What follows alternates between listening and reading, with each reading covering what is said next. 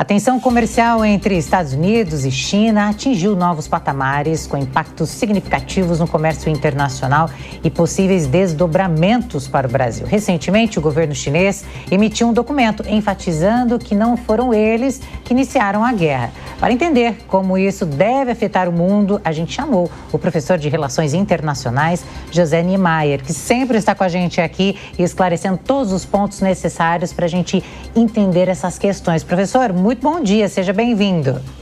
Bom dia, Elis. Obrigado pelo convite. Um abraço a você, ao David e aos assinantes da Jovem Pan.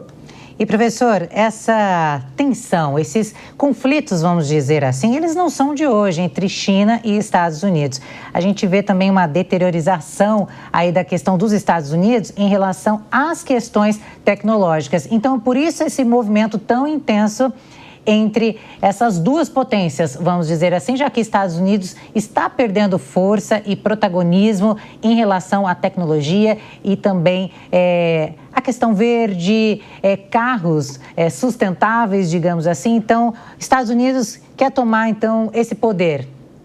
Isso, Elis. Desde o governo Clinton, depois da Guerra Fria, década de 90, que as relações entre Estados Unidos e China já são relações entre dois competidores, isso determinado por Washington.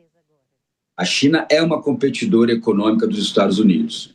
Muitos analistas acham que em breve ela vai passar os Estados Unidos como força econômica. Hoje o PIB norte-americano gira em torno de 30 trilhões de dólares, o PIB chinês em torno de 20 trilhões de dólares. Por isso que a relação, no caso hoje, conflituosa no campo da economia, ainda no campo da economia entre os dois, é muito grave, que são 50 trilhões de PIB, comparados, por exemplo, ao terceiro país hoje em produto interno bruto, que é a Alemanha. A Alemanha tem 5 trilhões de PIB, mais ou menos 5 trilhões. Então você vê que Estados Unidos e China juntos têm 10 vezes o PIB da Alemanha. E a Alemanha é uma potência econômica muito importante no sistema econômico internacional. Então é muito ruim uma relação de tensão econômica entre China e Estados Unidos. Vai impactar no que nós chamamos de na oferta de produtos, por exemplo. Por quê? E na inflação, também numa perspectiva da economia internacional. Porque na hora que China e Estados Unidos, principalmente a China, porque a China exporta muito para os Estados Unidos. Os Estados Unidos não exportam tanto para a China como a China exporta para os Estados Unidos, né? Então, na hora que a China perceber que não vai ter o mercado norte-americano, por mais que ela possa buscar outros mercados, como vários analistas estão colocando muito bem, mesmo assim será um baque muito grande para a economia chinesa não poder escoar as suas exportações para os Estados Unidos, principalmente dos produtos agregados com alta tecnologia. Sobre o que você falou, dos Estados Unidos quererem dominar áreas da produção econômica, você tem razão, mas eles não vão conseguir mais dominar todas as áreas. Um carro hoje, um automóvel, ele é um automóvel do mundo. As peças são produzidas em várias partes do mundo e muitas vezes o carro é montado nos Estados Unidos e sai como um carro feito nos Estados Unidos, mas as peças vieram de todas as partes do mundo. Se o presidente Trump, que é um presidente muito preocupado com o setor primário, ele sabe que os Estados Unidos é rico em minério, em petróleo, e, por conseguinte, ele acredita que todas as partes deste automóvel que eu mencionei como exemplo, ou de um motor, por exemplo, podem ser produzidas nos Estados Unidos. Não poderão, mesmo os Estados Unidos sendo muito ricos em produtos do setor primário para, em tese, produzir esse automóvel. Ele vai precisar de outros países produzindo as peças, e essas peças serão importadas pelos Estados Unidos. Nesse ponto, me parece que a economia norte-americana e a agenda de Trump é muito errada, porque eles não vão conseguir produzir todos os produtos, principalmente os produtos industrializados que eles necessitam no mercado interno.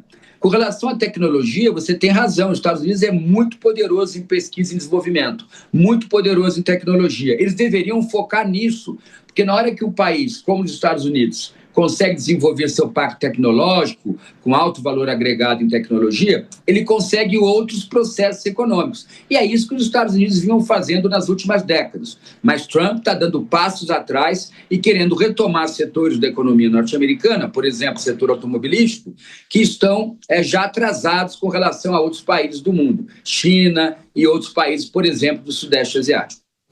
Agora, professor, tem um aspecto que a gente tem que observar, né? Porque antigamente, no passado, me lembro que quando existia lá a informação de Made in China, era produto de baixa qualidade, produto muitas vezes tentando imitar aquilo que era considerado original.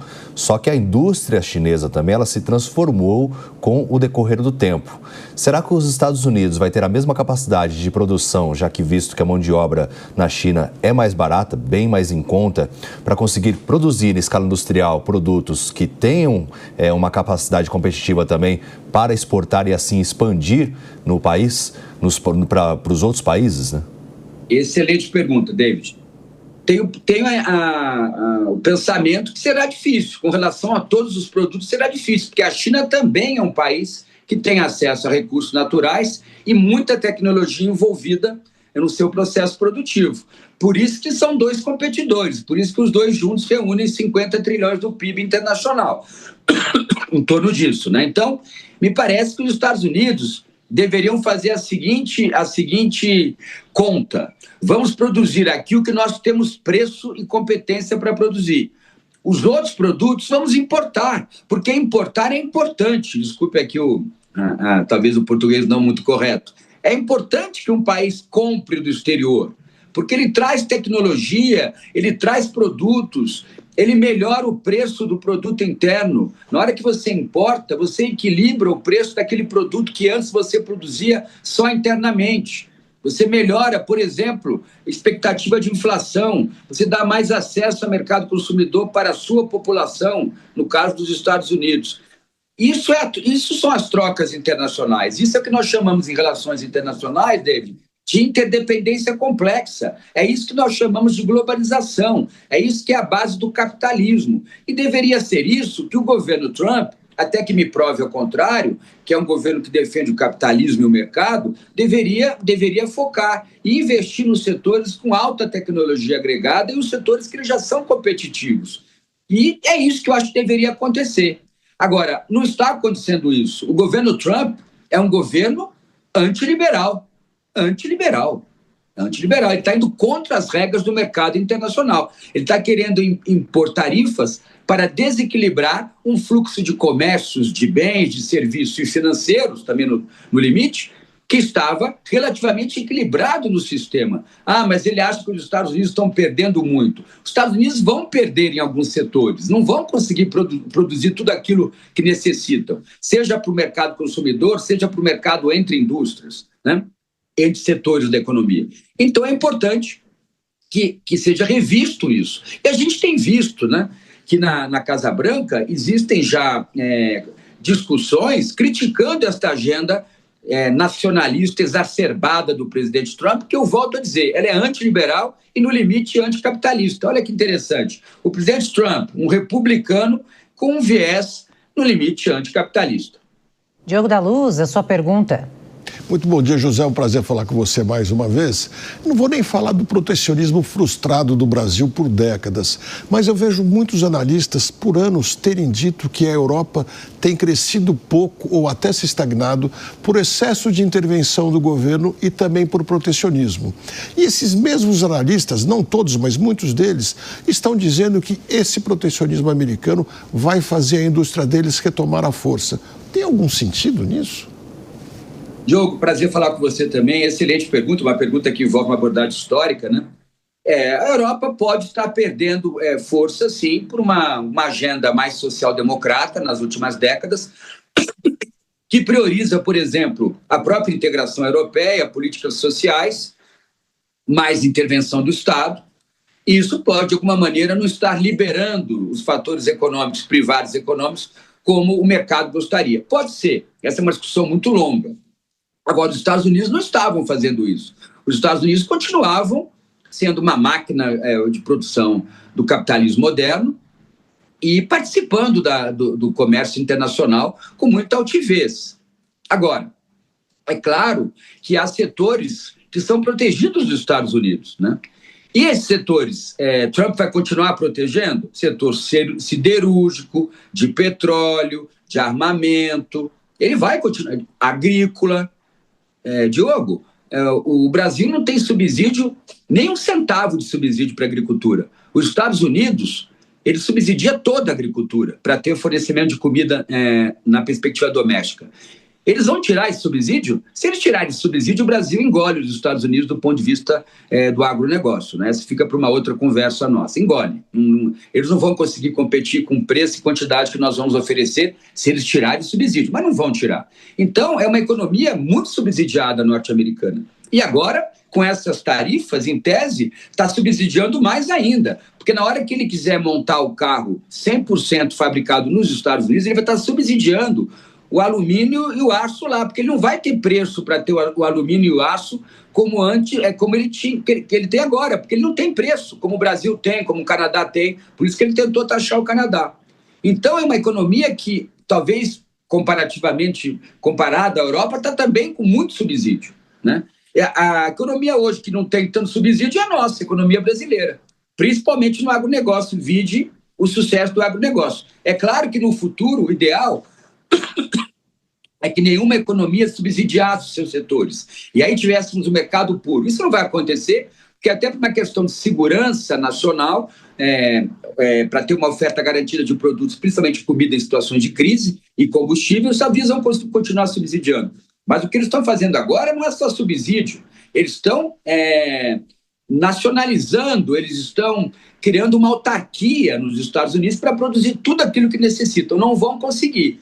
Mas a sua pergunta, na verdade, é uma pergunta que é a seguinte: subsídio atrapalha o comércio internacional? Claro que atrapalha. O Brasil tentou subsidiar a sua indústria de computadores na década de 70, 80 e deu no que deu. Atrasou em décadas a nossa produção de tecnologia para computadores. É claro que para um mercado, dito mercado, não vou dizer puro, mas um mercado com viés realmente aberto, liberal, pró-capitalismo, o setor privado, e você precisa subsidiar menos. Mas uma situação, aí você também me deu uma bola para eu chutar, né, Diogo? Numa situação como a nossa, de entropia do sistema, uma guerra no centro da Europa que não acaba, a China cada vez mais forte do ponto de vista militar também, cada vez mais forte, principalmente na possibilidade de guerra naval no Estreito de Taiwan. A China tem aprimorado muito sua indústria naval, militar. Outros competidores, a Rússia voltando a cada vez mais ter uma proeminência no cenário europeu, por mais que agora, por incrível que pareça, a Rússia e os Estados Unidos parecem que se transformarem em aliados ad hoc, né, de momento. Tudo isso faz com que os Estados Unidos vá continuar subsidiando a sua agricultura, a sua siderurgia, a sua indústria de aço, a sua indústria de armamentos, de medicamentos. Mas eles estão exagerando nessa questão das tarifas e transformando os Estados Unidos numa autarquia, querendo transformar, né? Professor José Niemeyer, eu vou incluir na nossa conversa também o nosso comentarista, se somando aqui no Jornal da Manhã, o Gesualdo Almeida, para que possa fazer a próxima pergunta. Obrigado, Davi. Professor, muito bom dia. Professor, políticas que levam ao isolacionismo dos Estados Unidos, atritos e ruídos com parceiros históricos, perspectiva de inflação, perspectiva de recessão, críticas de próprios membros do governo, como o Elon Musk, além agora do sistema financeiro, como o CEO do JP Morgan, criticando essas políticas do Trump. Afinal, o que de positivo para os Estados Unidos essa política trouxe? E em razão de todas essas críticas e de todo esse cenário, o Trump terá fôlego para manter essas políticas dele implementadas até aqui? Gesualdo, excelente pergunta. Prazer falar com você também. Eu acho que a única questão que pode ter como ganho para o governo Trump, e aí é uma questão estratégica, se ele está fazendo tudo isso para depois voltar atrás e negociar melhor todos esses acordos que até o momento ele foi muito duro, né? Os acordos comerciais, de cooperação econômica. Acho difícil ele conseguir voltar atrás, primeiro pela personalidade dele, no curto prazo. Então, talvez ele volte atrás no médio prazo do governo. E isso pode atrapalhar muito a economia norte-americana no tempo presente, né? Com inflação, com aumento da dívida pública, com fuga de investimentos, com críticas dos setores norte-americanos às suas políticas. E uma outra questão estratégica, que eu acho que aqueles que defendem essas medidas de Trump, que é um grupo que defende, senão ele não estaria fazendo, ele não seria irresponsável de tocar essa agenda baseado só na sua liderança, né? Que é a estratégia de ele ter alguma carta na manga. Mas aí eu não consigo perceber que carta é essa na manga.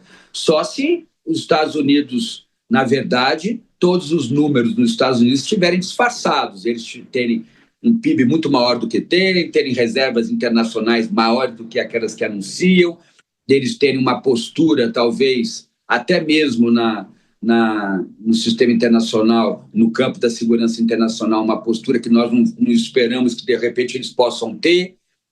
É muito grave, porque na hora que você é muito exagerado nas medidas, você tem que ter um plano B. Eu, sinceramente, Josualdo, não sei qual será o plano B dos Estados Unidos e do governo Trump, se ele permanecer com essa agenda muito protecionista e autárquica mesmo, nos próximos meses. Eu não consigo perceber, porque nada é tão secreto assim com relação aos recursos dos países, né? Hoje as informações estão muito divulgadas, né? Então eu imagino que os Estados Unidos, que é uma economia muito forte, é importante deixar isso claro também, né? Porque muitas vezes os assinantes da Jovem Pan e o público em geral pode estar imaginando que os Estados Unidos perderam aquela força. Não, é a principal economia do mundo, é um país que investe muito em ciência e tecnologia, que é o que deveria continuar fazendo, é um país muito rico em recursos naturais, é um país que garante uma sobrevida por muito tempo com a oferta de produtos que tem internamente, só que não consegue produzir tudo aquilo que necessita e deveria continuar dentro de uma lógica global de interdependência, de economia globalizada, como me parece que é o mais saudável para a economia norte-americana. Mas pode ser que, ou até pensei aqui outro cenário, Oswaldo, pode ser que os Estados Unidos queiram, é um cenário difícil esse, mas provocar mesmo o que estão provocando, o impacto inclusive na economia global e norte-americana no início, para depois retomar com uma nova liderança, né, de Trump, mas com uma nova postura com relação à própria crise global criada por eles próprios, né? Mas também não acredito nisso, seria um cenário muito, muito alternativo, né? Mas é isso, eu não consigo perceber qual seria o plano B norte-americano. A partir de com essas. Professor, esse é um assunto tão cheio de nuances e complexo que, se deixasse, a gente ficaria aqui o jornal todo debatendo, porque o professor é sempre muito claro. Vou fazer aqui uma última pergunta, puxando um outro gancho até, que essas tensões entre China e Estados Unidos, elas vão além aí de questões apenas comerciais. A gente pode falar que tem questões geopolíticas, estratégias em jogo e principalmente ali o controle do Mar do Sul da China. É bem importante a gente destacar esse ponto, que essa é a rivalidade na busca pela influência global. É isso, professor? É isso sim, Elis, né? Você colocou certinho, né? Elis, você é uma jornalista muito competente, mas muito nova, né? Você nunca viu uma situação internacional como essa, nunca viu, né? Uma situação muito complicada. Aliás, nenhum de vocês, nenhum dos quatro viram uma situação internacional como essa. Ela é muito mais grave do que períodos específicos da Guerra Fria, de muita fluidez da Guerra Fria. Ela é uma situação, é uma conjuntura internacional gravíssima, né? Você tem hoje, na minha visão, com essa postura de Trump, e não é só a postura de Trump, é a postura da China também. A China também é um país que é dominado por um partido, com baixa transparência, governo autocrático, como a Rússia também. Então, você tem hoje no mundo, no sistema internacional, 3 países querendo criar quase agendas imperiais, né? Os Estados Unidos cuidando do seu espaço, está bem claro já, a China cuidando do seu espaço, como você mencionou aí, o Mar do Sul da China e outras regiões do Sudeste Asiático. Por isso que Trump taxou a maioria dos países que orbitam a China do ponto de vista econômico e comercial, né? Todos os Sudeste Asiático foram muito taxados, e a Rússia com seu espaço vital. Nós voltamos a dar uma importância muito grande a espaço. Achamos que no século XXI o espaço não seria importante, que tudo seria criado em laboratório. Não, o que importa é terra, é território, é espaço, é logística para administrar o espaço, porque no espaço é que tem recurso, e o recurso é o que vai alimentar a economia, principalmente desses 3, entre aspas, impérios, China, Estados Unidos e Rússia, né? Então é um momento muito grave do sistema internacional, até porque quando a gente pensa em exploração a todo custo dos espaços e da logística ali, né, aplicada ao espaço, nós esquecemos do meio ambiente. Então a situação, além de ser uma situação grave do ponto de vista da segurança internacional, no curto prazo, médio prazo, e uma situação muito grave do ponto de vista ambiental a longo prazo. Muito bem, nós conversamos com o professor de Relações Internacionais, José Niemeyer. Professor, muito obrigada mais uma vez pela sua participação no Jornal da Manhã. Tenha um ótimo dia e obrigada mesmo por todos os esclarecimentos. Elisa, obrigado a você, obrigado ao David, aos comentaristas sempre muito competentes, e um grande abraço ao assinante da Jovem Pan.